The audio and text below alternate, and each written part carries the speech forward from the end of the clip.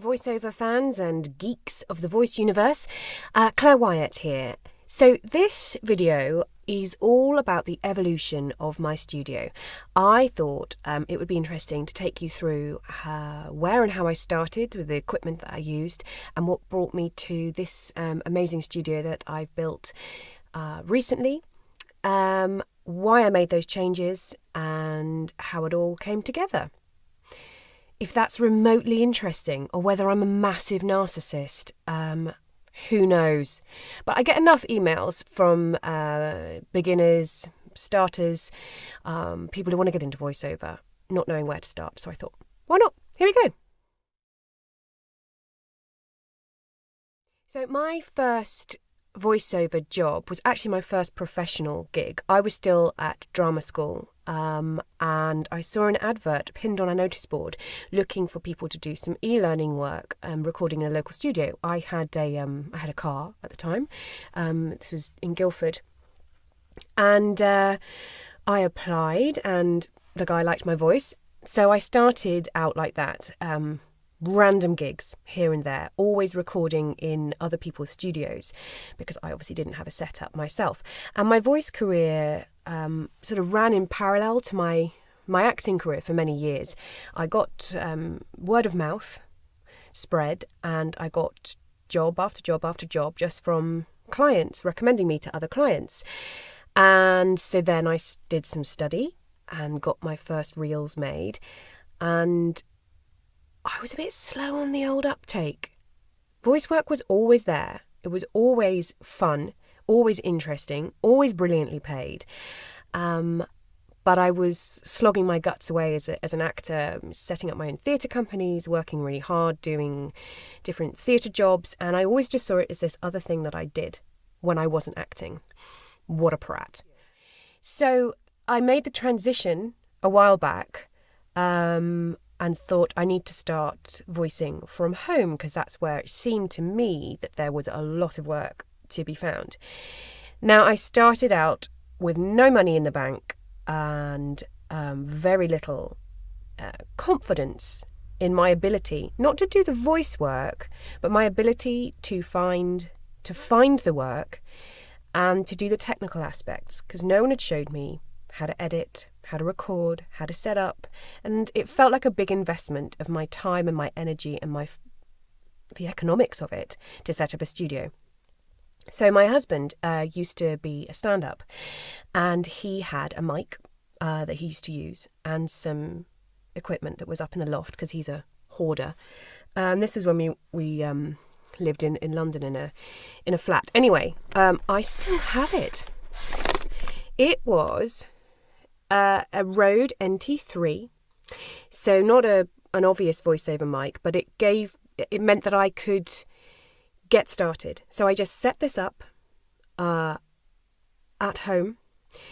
He had also, let me get it out here. Don't fall over. An Eddie roll. That's going to make the light go funny. You see that? Yeah, there we go. Ooh. So a little interface here. And I bought a fairly bog standard stand with like one of those reflection filter or whatever they are. Who knows what they are? They don't really work. There's no sound insulation. They provide like the smallest amount of acoustic treatment. And basically it was my experiment into, can I do this? Can I direct myself? Can I find some work? Do I know how to edit? I used Audacity at first, which is free, and I know a lot of Provios still use it. It would not suit my needs now at all, but certainly when I was starting out, it was great. So I would just practice, and then word of mouth again. Jobs would come in, and people would say, "Oh, can you record at home?" And I'd give it a go. I was incredibly anxious and nervous about sending over the files, and certainly if I listened back to some of them now, I cannot believe people paid me for the sound quality on some of those files. Because obviously I was just in a room. No sound insulation, no proper acoustic treatment. It was I was a beginner and it was obvious. But it worked and people liked it. And the quality of my work, I think, was more important. And I started to get more and more bookings, and I started out using, it was Voices Pro, I think, but it's now called Mandy. Got a few jobs there.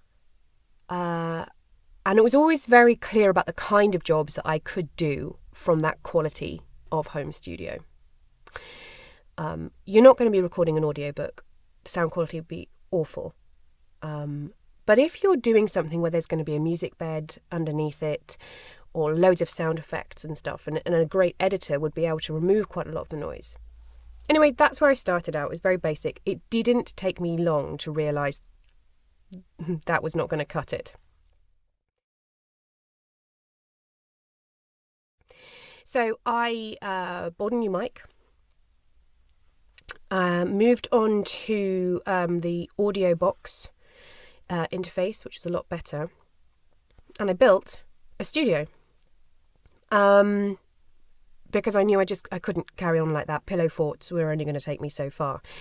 So I built a studio in our new house, and I made a lot of mistakes, but it was definitely broadcast quality. I think I've got some video to show you.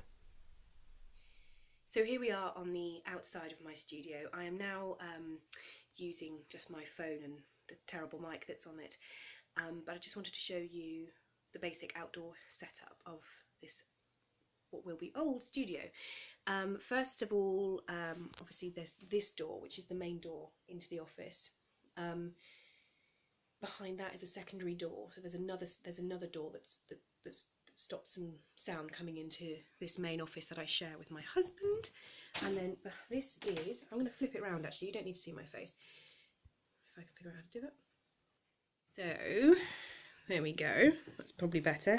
And then you come in, so you can see now that it is a room within the room. And opening it up, you'll see what you saw from a different view when I was recording in there. So it's very small, compact, but that just gives you a general idea.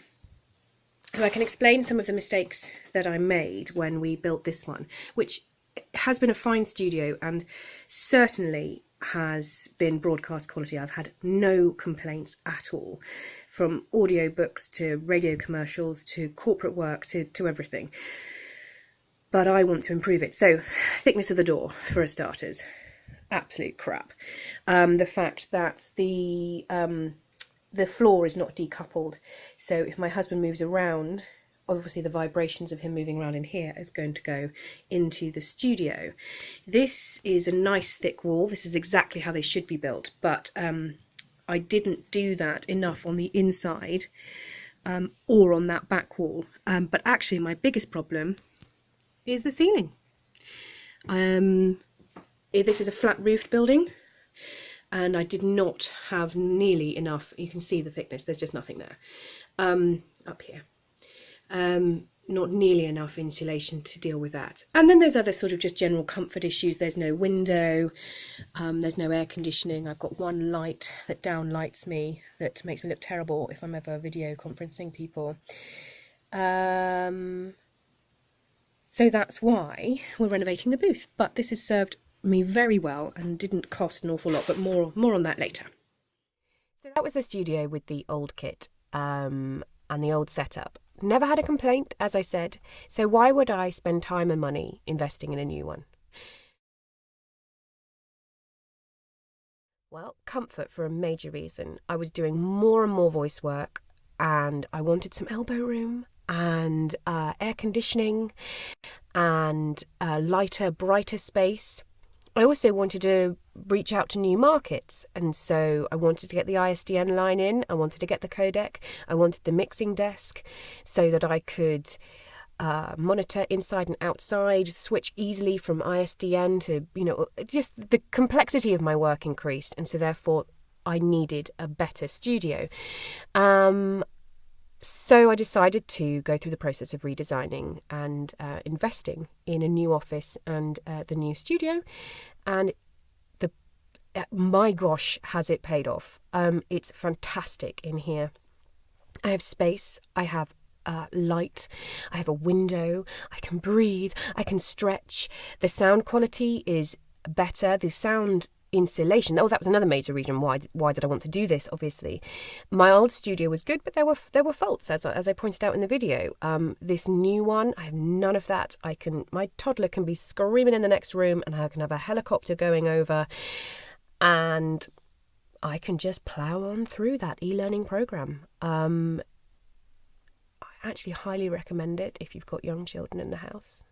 Quite a nice little escape.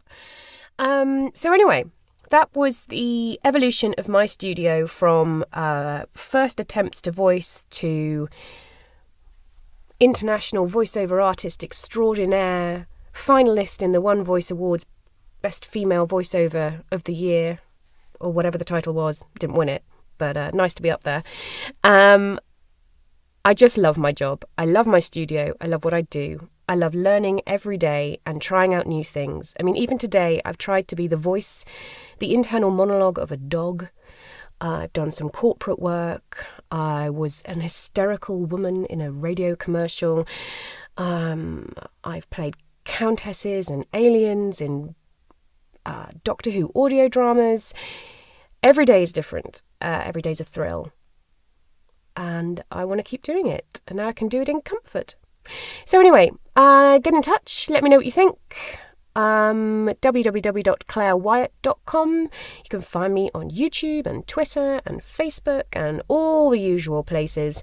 I love having a chat. And I hope you have a great day. And I hope some of this has been interesting or useful. Cheerio.